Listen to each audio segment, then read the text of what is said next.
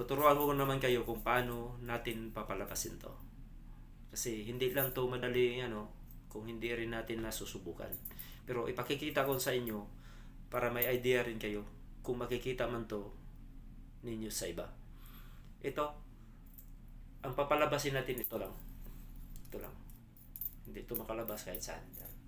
Yan. Ito. Ituturo ko lang sa inyo kung paano natin ilalabas to. Ito.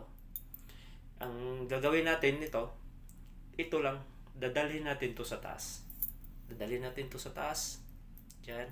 Yan. I-stop mo dyan. Tapos tutupiin natin to, yung ilalim. Yan. Ngayon, balik natin dyan. Hawakan natin to, yung ring na papalabasin natin. Ipapasok natin dyan. Yan. Papasok natin. Yan. Yan. Yan. Sa kabila, dito natin palalabasin. Yan. Yan. Tanggal na. Ngayon, ibalik ko. Ito. Babalik ko to. Yan. Yan. Yan. Ito, bumalik na. Yan na, yun ang tamang proseso na pagpalabas nito.